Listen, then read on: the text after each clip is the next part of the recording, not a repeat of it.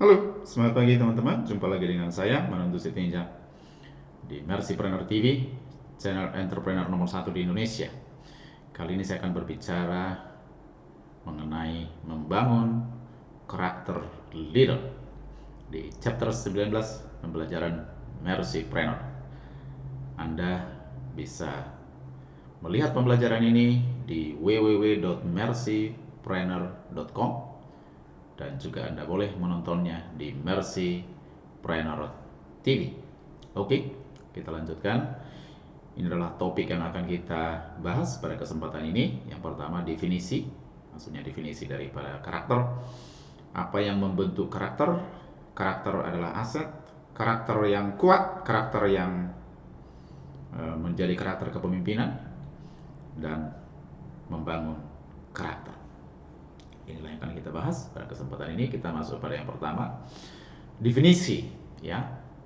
Setelah saya search di internet, saya temukan begitu banyak definisi, tetapi pada dasarnya bahwa karakter itu adalah watak atau tabiat atau akhlak atau kepribadian seseorang yang terbentuk dari hasil internalisasi berbagai kebajikan. Artinya ada nilai-nilai yang melekat pada dirinya, terinternalisasi, begitu diyakininya dan digunakan sebagai landasan untuk cara pandang, cara berpikir, cara bersikap, dan juga cara bertindak, ya. Nah, secara singkat dapat dikatakan bahwa karakter atau watak adalah nilai-nilai yang sudah melekat di dalam diri, ya. Ini unsur-unsurnya, kemudian menentukan cara pandang dan perilaku dalam bentuk ekspresi nilai-nilai yang dianggap baik. Jadi karakter itu merupakan dasar, merupakan landasan untuk bertindak, ya. Dan Anda mungkin sering mendengar kata sikap atau attitude, itu adalah bagian daripada karakter. Jadi karakter itu menentukan karakteristik dari seseorang, ya, sifat-sifat atau watak dari seseorang. Oke. Nah, jadi dari definisi di atas kita bisa memahami bahwa karakter itu akan sangat menentukan kehidupan seseorang, ya. Apakah dia bisa sukses jangka panjang, apakah dia enak diajak untuk bergaul dan sebagainya. Dalam hal ini karakter sangat menentukan, ya. Nah, apa saja yang membentuk karakter, ya? Yang membentuk karakter itu setidaknya ada 3 nilai-nilai yang ditanamkan dalam dirinya. Lalu lingkungan, ya, yang akan mempengaruhi nilai-nilai itu, tentunya ada adjustment, alignment di situ.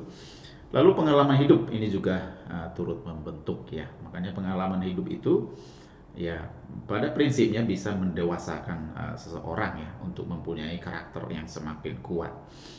Nah, nilai-nilai yang ditanamkan, ya, nilai-nilai baik yang ditanamkan itu bisa berupa prinsip. Apa itu prinsip-prinsip yang ditanamkan? Ya, mungkin prinsip saling menghormati, misalnya prinsip ingin suka menolong orang lain, prinsip suka belajar, mengembangkan diri, adalah prinsip-prinsip keyakinan, ya, keyakinan dari seseorang, ya, baik itu keyakinan religius maupun keyakinan yang kaitannya dengan budaya ataupun nilai-nilai yang dianut oleh suatu keluarga atau kelompok atau komunitas tertentu misalnya, dan nilai-nilai kebajikan, ya, kebajikan, nilai-nilai yang tertanam sebagai suatu kebajikan, sebagai suatu kearifan yang di dalam suatu komunitas tertentu. Inilah nilai-nilai, ya. Lalu lingkungan, nah, itu tidak perlu saya jelaskan lebih jauh bagaimana lingkungan kita, ya, lingkungan masyarakat kita, lingkungan keluarga, lingkungan kerja kita, lingkungan di mana kita berada, itu akan menentukan, ya. Dan pengalaman hidup tentunya, ya, dalam hal ini adalah pendewasaan diri dan pemahaman atas pilihan dan konsekuensi. Pemahaman atas pilihan maksudnya pilihan-pilihan kita itu akan kita bebas membuat pilihan, ya, tetapi kita tidak bebas memilih konsekuensinya, ya. Jadi bagaimana kita, apakah kita bertanggung jawab, apakah kita lari daripada tanggung jawab, itu adalah pilihan. Apakah kita selalu berpegang pada prinsip atau kita justru mengabaikan prinsip, ini adalah pilihan-pilihan. Tentu konsekuensinya ada, ya. Apakah kita menjadi orang yang selalu menjaga integritas, misalnya menjaga kejujuran, atau malah suka berbohong, ya. Ini adalah pilihan-pilihan yang kita buat dalam hidup yang akan membentuk kita menjadi orang yang berkarakter lebih kuat atau justru sebaliknya menjadi berkarakter lemah, ya. Itulah yang membentuk karakter. Lalu berikutnya, karakter itu sesungguhnya adalah aset. Jadi kalau sering kita dengar bahwa diri kita adalah aset yang paling berharga, Maka dalam hal ini hal terpenting ya yang menjadi aset kita adalah karakter kita sendiri, karakteristik kita sendiri, watak kita sendiri itu adalah aset yang paling penting ya. Ada 4 hal di sini.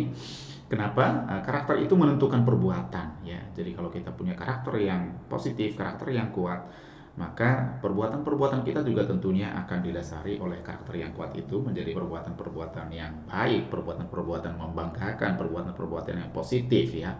Nah, karakter itu merupakan kesatuan pikiran, ucapan, dan perbuatan ya. Jadi bayangkan kalau kita punya karakter yang kuat, maka tentu akan menarik orang lain untuk mendekati kita karena kita punya karakter yang kuat, karakter yang positif. Tapi kalau karakter kita lemah, ya itu akan cenderung dijauhi oleh orang ya. Lalu menentukan pilihan-pilihan dalam hidup. Jadi karakter kita itu menentukan pilihan-pilihan kita ya. Contohnya, apakah kita menghadapi atau menghindari masalah? Yang punya karakter kuat tentunya akan menghadapi masalah itu. Tidak lari dari masalah, tapi mengambil tanggung jawab atas masalah yang mungkin penyebabnya adalah dirinya sendiri atau lingkungannya.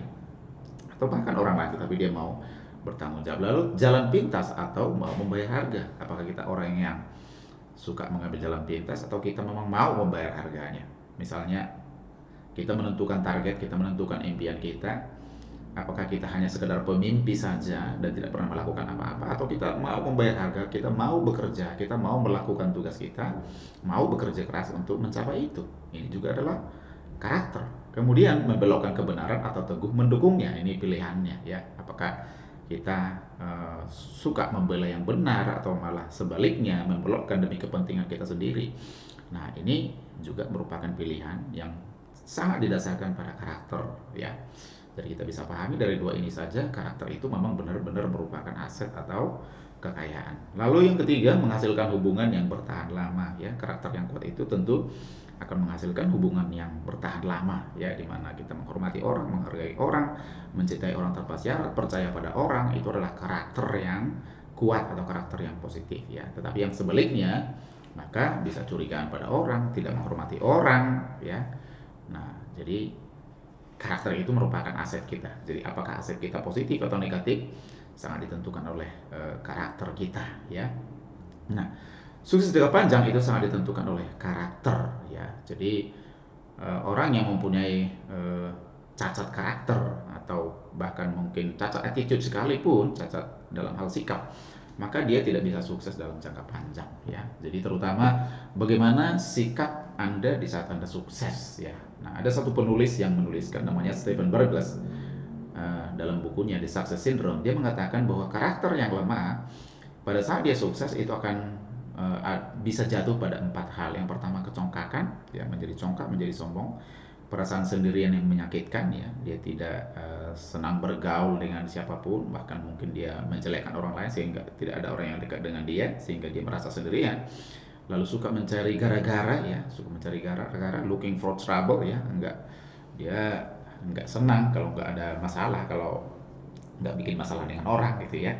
Lalu yang keempat adalah selingkuh ya. Jadi ini adalah 4 hal yang merupakan ciri dari karakter yang lemah, yang terutama muncul pada saat seseorang sukses ya. Maka supaya sukses berkepanjangan, tentunya berkelanjutan, maksud saya berkelanjutan, diperlukan karakter yang kuat ya. Jadi itulah alasan-alasannya, itulah hal-hal yang menunjukkan kenapa karakter itu adalah merupakan aset. Nah, aset itu bisa plus, bisa minus, bisa baik, bahkan bisa negatif asetnya, tergantung dari bagaimana karakternya tentunya, teman-teman ya. Oke, nah sekarang tentu kita ingin karakter yang bagaimana? Tentu kita tidak ingin karakter yang lemah seperti tadi, tentu kita ingin karakter yang kuat ya. Karakter yang kuat. Nah, satu ungkapan di sini adalah jadilah seteguh batu karang. Artinya jadilah orang yang berpegang pada prinsip, tidak mudah tergoyahkan ya, tetap berpegang pada prinsip, tetap berpegang pada tujuan ya. Nah, jadi berpegang pada prinsip itu adalah salah satu ciri dari karakter yang kuat ya. Dalam hal ini prinsip apa? Integritas ya. Kesamaan antara apa yang kita pikirkan, apa yang kita ucapkan, apa yang kita lakukan, itu adalah integritas. Integritas itu lebih daripada sebuah kejujuran, tetapi bagaimana kita menjaga kejujuran kita dengan penuh komitmen ya, dan juga dengan penuh konsistensi tentunya. Terus kita lakukan hal yang sama, yang bertumpu pada integritas, berpusat pada integritas. Lalu yang kedua, berpegang pada prinsip itu adalah bertanggung jawab ya. Artinya kita mau bertanggung jawab atas perbuatan kita ya. Jadi kita mau menghadapinya, tidak lari dari kenyataan. Nah, ini responsibility dan accountability, itu yang saya maksud dengan bertanggung jawab. Lalu berpegang juga pada prinsip pertumbuhan dan kemajuan ya. Jadi orang yang berkarakter kuat, dia selalu mau bertumbuh, dia selalu berkembang, dia selalu mau maju ya. Itu berpegang pada prinsip. Lalu yang berikutnya, yang ketiga adalah menjaga keyakinan ya. Karakter yang kuat itu menjaga keyakinan, yakin apa yang sedang diperjuangkan ya, tidak setengah-tengah, dia tidak mudah digoyahkan ya, tidak mudah menyerah di tengah jalan, tetapi dia yakin akan apa yang diperjuangkan ya. Kemudian yakin akan panggilan hidupnya ya, tujuan penciptaan kita apa, kenapa kita hadir di dunia ini. Tentu ada tujuan penciptaan kita ya, untuk menghasilkan sesuatu yang baik pada dunia ini. Nah, itulah adalah panggilan hidup ya. Nah, kemudian menjunjung tinggi nilai-nilai kebajikan ya, nilai-nilai positif itu yang sangat juga diperlukan dalam karakter yang kuat, menjadi indikator dari karakter yang kuat ya. Salah satu prinsip yang berlaku di sini adalah kita melakukan apa yang ingin orang lain lakukan ke kita. Jika kita ingin dihargai, kita hargai orang lain. Orang lain menyambut kita dengan senyum, kita tersenyumlah lebih dahulu pada orang lain ya. Jadi itulah karakter yang kuat ya. Jadi artinya kita mengendalikan diri kita dan pada gilirannya nanti bisa mengendalikan lingkungan kita atau mempengaruhi lingkungan kita. Nah, jadi inilah karakter yang kuat, inilah yang merupakan karakter seorang pemimpin tentunya ya. Nah, karakter kepemimpinan ya. Karakter kepemimpinan apa saja yang menjadi karakter seorang leader ya. Jadi leadership karakter ya. Nah, yang menjadi ciri atau yang menjadi karakter dari kepemimpinan di sini adalah yang pertama adalah kita harus menyadari bahwa saat orang mengikuti kita, saat kita minta orang mengikuti kita, maka ada 3 pertanyaan untuk pemimpin. Contoh misalnya ya, di Mercy ada member kita, ayo ikut saya, ikut Mercy saat kita prospek, atau setelah dia join, ayo ikutin apa saya katakan. Maka dalam hatinya akan muncul 3 pertanyaan. Yang pertama, seberapa peduli Anda dengan saya? Apakah Anda benar-benar peduli? Yang kedua, apakah Anda dapat membantu saya? Nah, dalam hal ini, yang pertama ini kepedulian ini adalah bagaimana kita membangun hubungan, dan yang kedua, apakah Anda membantu saya adalah sejauh mana kompetensi kita. Sebesar apa kompetensi kita yang bisa kita tunjukkan. Lalu yang ketiga, apakah Anda bisa dipercaya? Ini juga hubungan, apakah kita punya integritas, apakah kita konsisten dengan apa yang kita katakan. Ini adalah integritas yang membuat kita layak dipercaya atau tidak ya. Jadi ini merupakan hal penting yang harus disadari oleh seorang pemimpin ya. Jadi intinya bagaimana kita peduli dengan orang lain, disitulah kita mulai membangun kepemimpinan ya. Jadi kata orang adalah orang tidak peduli dengan sebanyak apa yang Anda tahu, sampai orang tahu sebanyak apa Anda peduli dengan mereka ya. Jadi sebelum kita peduli, tidak ada yang namanya hubungan ataupun dasar untuk pada kepemimpinan di situ ya. Nah, kalau dasar ini sudah ada, baru nanti masuk kepada kompetensi kita ya. Jadi contoh misalkan kalau orang kita prospek dan dia join kepada kita, maka pertanyaan-pertanyaan ini akan selalu muncul berulang kali. Benar nggak dia bisa dipercaya dan seterusnya. Maka jangan sampai kita melanggar atau menyanyiakan atau mengkhianati kepercayaan yang sudah diberikan kepada kita, teman-teman ya. Lalu yang kedua, apakah saya pemimpin yang membumi ya. Jadi seorang pemimpin itu harus pemimpin yang membumi ya. Ada 3 hal di sini. Yang pertama kerendahan hati, yang kedua menjadi autentik, yang ketiga adalah panggilan ya. Kerendahan hati. Kerendahan hati ini bisa kita tunjukkan dengan perhatian yang tulus, kerendahan hati yang sesungguhnya, dan selalu mengucapkan terima kasih ya. Jadi di sini ada saya buat suatu catatan, hominem te memento. Ini adalah bahasa Latin ya. Jadi zaman dahulu di Roma, saat kejayaan Roma, di situ ada jenderal-jenderal. Kemudian diadakan acara untuk menghormati para jenderal ya, dengan irangan musik, dengan tarian, acara yang heboh pokoknya, yang luar biasa, yang besar. Nah, tapi kemudian ada seseorang yang membuat yang meletakkan mahkota daun di atas kepala mereka sambil mengucapkan kata-kata hominem te memento, artinya saya adalah manusia biasa. Nah, ini mengingatkan Anda manusia biasa, jangan menjadi sombong. Nah, itu kerendahan hati selalu hal yang sangat-sangat penting, hal yang sangat berharga teman-teman dalam kepemimpinan ya. Oke, yang kedua menjadi otentik, ini menjadi diri sendiri tanpa harus berpura-pura ya. Jadi tugas Anda sebagai pemimpin adalah mengangkat orang lain, bukan sebaliknya. Jadi artinya gini, jangan sampai kita merendahkan orang lain supaya kita terangkat. Nah, justru sebaliknya kitalah yang harus mengangkat orang lain. Jadi tampillah kita apa adanya, dan justru kita harus senang untuk mempromosikan orang lain, membangun kepercayaan orang lain sehingga mereka bangkit. Itu seorang pemimpin. Lalu karakter berikutnya adalah panggilan. Seorang pemimpin harus menyadari panggilannya. Apa sih alasan penciptaannya? Ya, nah terutama dalam hal ini sangat penting kita untuk mengetahui apakah kita ada di area kekuatan kita, teman-teman, sehingga kita berkontribusi maksimal ya. Nah, di sini saya kasih catatan, impian adalah satu hal yang benar-benar ingin kita lakukan, tetapi panggilan adalah hal yang memang harus kita lakukan ya. Jadi penting sekali kita untuk menyadari panggilan kita ya. Nah, inilah karakter kepemimpinan. Inilah hal-hal yang harus kita pahami ya, yang menjadi ingredients daripada karakter kepemimpinan, teman-teman. Oke. Nah, bagaimana kita membangun karakter ya?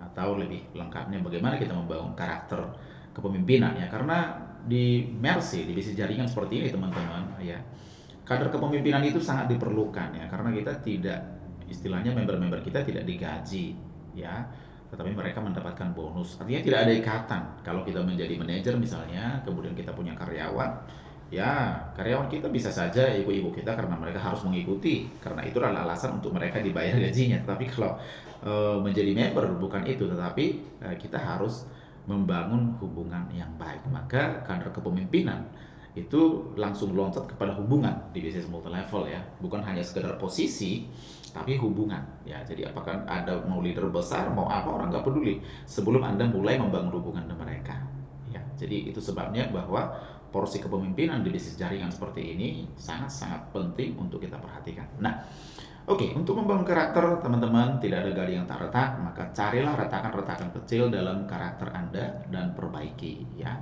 Contoh misalkan Anda bisa tuliskan apakah Anda pernah mengambil jalan pintas, apakah mungkin Anda kompromi dengan suatu prinsip, ya ikut aja tanpa memperhatikan prinsip itu, bahkan melanggar prinsip. Kemudian mungkin Anda mengecewakan orang lain ya.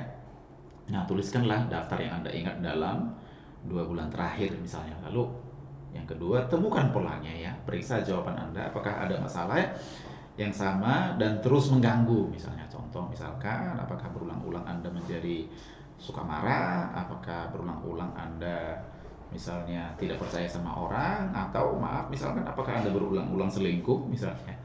Nah, itu kita harus melihat polanya dan kita perbaiki. Berarti itu adalah kelemahan. Kalau sampai berulang-ulang berarti adalah kelemahan utamanya di polanya. Kemudian berikutnya, hadapilah kenyataan ya, hadapilah kesalahan Anda, bertanggung jawablah dan meminta maaflah ya. Buat daftar orang kepada siapa Anda harus meminta maaf dan berjanji untuk tidak mengulanginya. Nah, disinilah mulai terjadi perbaikan karakter. Nah, bangunlah kembali setelah mengenali kelemahan. Setelah Anda minta maaf, boleh rencana untuk mencegah kekeliruan yang sama ya, sehingga tidak terjadi lagi. Teman-teman, memperbaiki ini adalah merupakan proyek seumur hidup. Tidak cukup dalam sehari 2 hari atau seminggu 2 minggu, sebulan 2 bulan, bahkan setahun 2 tahun. Jadi proyek untuk membangun karakter ini, pekerjaan membangun karakter itu adalah merupakan proyek seumur hidup ya. Oke, teman-teman, itu yang bisa saya sampaikan mengenai karakter leader ya, membangun karakter leader. Dan saya mau ucapkan terima kasih untuk perhatian Anda. Jadilah seteguh batu karang, jadilah orang yang selalu membangun karakter yang semakin kuat dari hari ke hari. Saya Manatu Sinjak, founder dan mentor Mercypreneur. Anda bisa lihat materi pembelajaran kita ini di www.mercypreneur.com atau Mercypreneur TV. Bagi yang belum subscribe, silakan subscribe. Sekian, sampai jumpa di puncak. Sukses, Mercy, yes, mantap.